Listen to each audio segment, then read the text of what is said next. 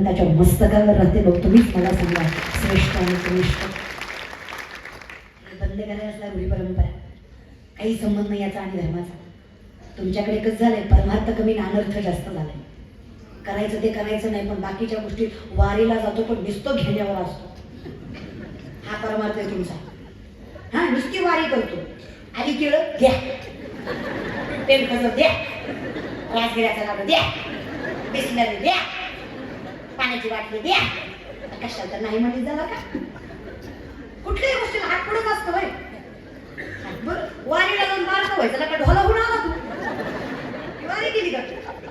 हा तर म्हातारीला म्हणलं मी आता चावत नाही तुला बाई, तरी नाचगिऱ्याच्या लाडूच्या लाईनिंग मध्ये उभायची. जबडा आधी गेला तुझा, कशाला खाणार? दात नाही तुला, कशाला घेते नाटुडा?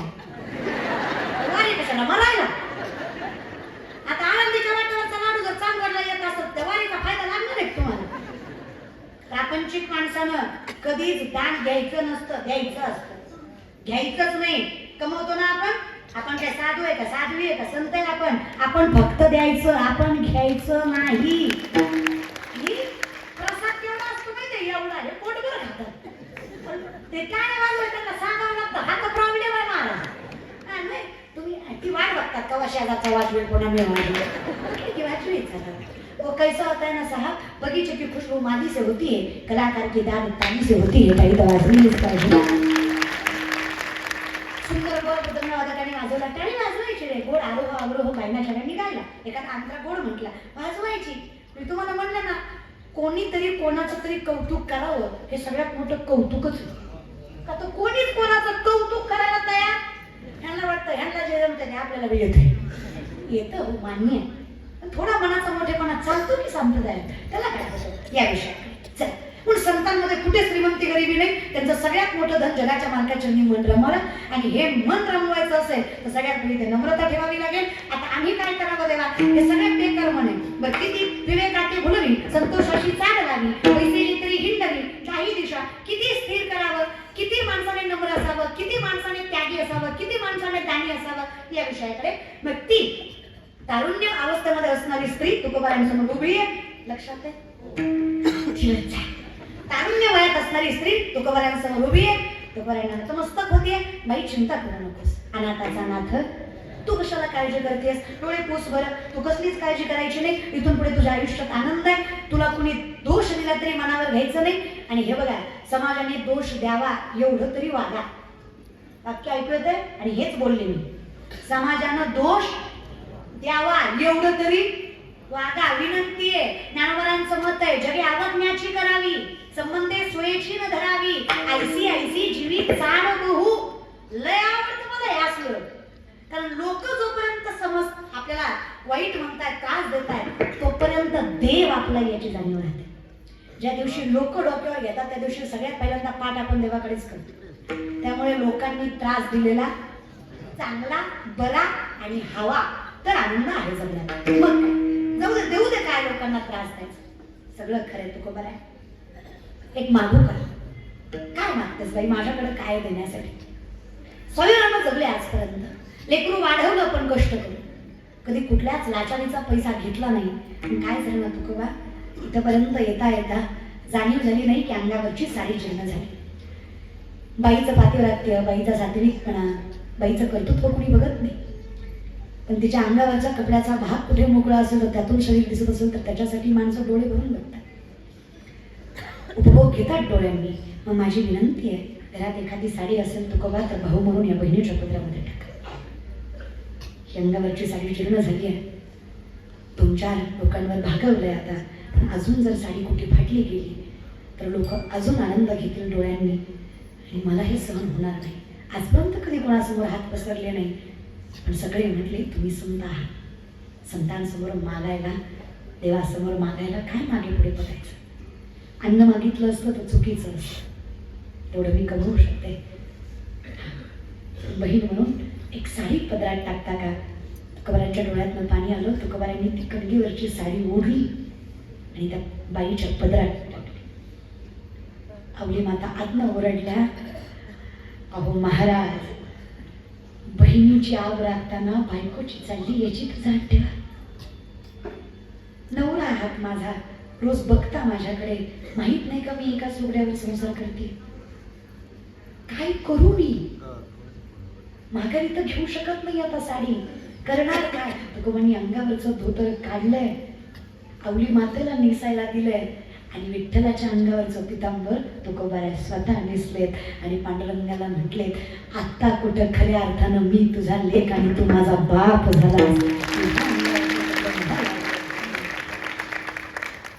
या सुद्धा तुकोबांनी आनंद शोधला आणि तरी आवली मातेनं तक्रार केली. मन स्थिर असणं याला म्हणतात. चरणी जगन्नाथा अवघेची त्रैलोक्य. एवढ्या परिस्थितीमध्ये जो माणूस आनंदी राहू शकतो ना, अर्थात समजून घ्यायचं माया जगन्नाथ त्याचा मायबाप विठ्ठल आहे, म्हणून त्याच्याकडे एवढं स्थैर्य, म्हणून एवढं धैर्य. थोड्या पैशाची नुकसान झाली तर आपण देवाला नावं ठेवतो, पैशांची म्हणते आणि पैशांची. थोडा आजारपण आला की देवाला नावं ठेवतोय आपण. केलाय कधी विचार संतांच्या त्यागाचा?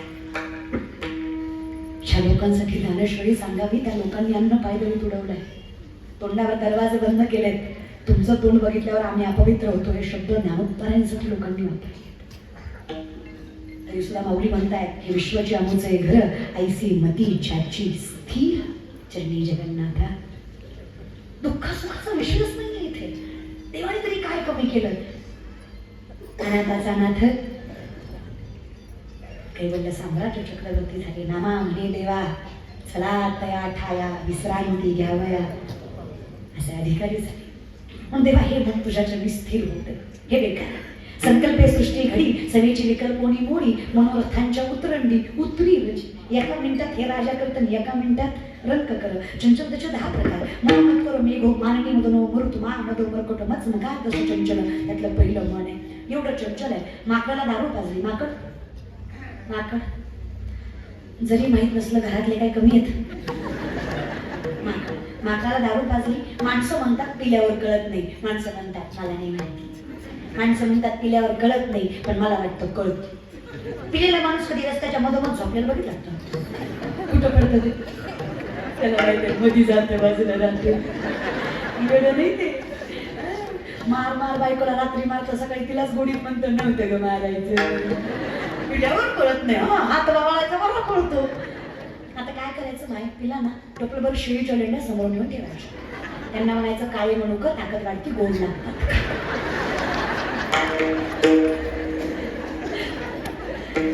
ते डोक्यात त्याला इंजेक्शन औषधानं दारू सुटत नाही, त्याला मनावर ताबाच लागतो. अशी जर इंजेक्शन न दारू सुटली असती ना, या पिणाऱ्याच्या बायकांनी मंगळसूत्र ऐकलं असतं, पण इंजेक्शन आणलं असतं आणि असं झोपीत दिलं असतं तुम्हाला. चिपळली असती वाचचं दिलं असतं. मी आधीच तेवढी आहे त्यांना असंच तेवढं होतंय. नका रे बाबा व्यसनांच्या मागे लागू या विषयाकडे. मग आधीच माकड त्याला काय पाजले? दारू पाजल्यावर त्याला विंचू चावलाय. विंचू चावल्यावर त्याच्या पाठीमागं भूत लागलाय. कसं पळेल ते? मर्कटो सुरापानम तत्र वृश्चिक दंशनम तन्मध्ये भूतसंचारो यद्वा तद्वा भविष्यते. एवढं मन चंचल. बहुधा चंचल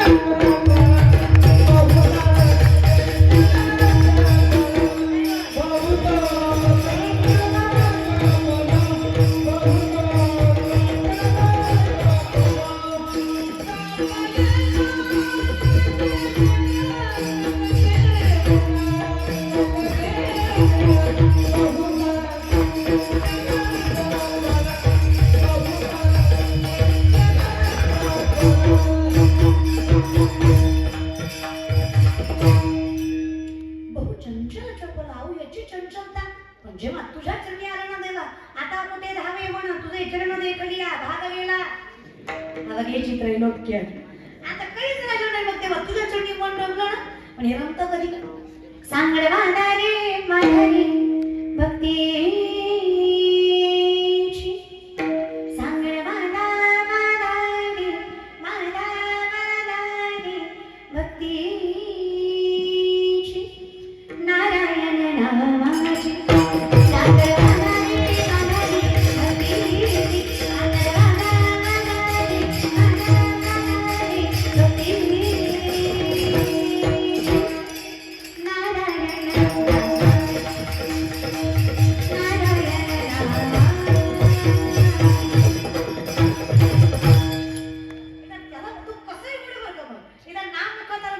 करू करार विन्ने